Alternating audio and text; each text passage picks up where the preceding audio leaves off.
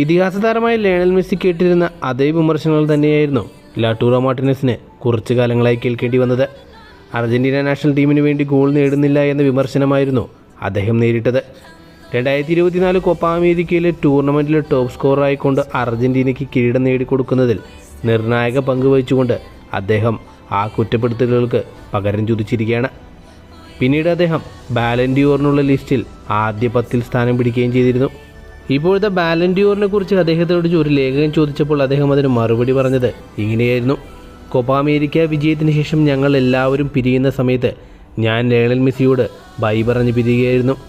ഉടൻ തന്നെ അദ്ദേഹം എൻ്റെ അടുത്ത് വന്ന് എന്നോട് പറഞ്ഞു, നിങ്ങൾക്ക് എന്നെ ആവശ്യം വരികയാണെങ്കിൽ ഒരു മെസ്സേജ് അയയ്ക്കുക. നിങ്ങൾക്ക് വേണ്ടി ബാലൻ ഡിയോർ നേടുന്നതിനായി വോട്ട് രേഖപ്പെടുത്താൻ ഞാൻ മുന്നിൽ തന്നെ ഉണ്ടാകും. എൻ്റെ വോട്ട്, ആദ്യത്തെ വോട്ട് അത് നിങ്ങൾക്ക് തന്നെയായിരിക്കും.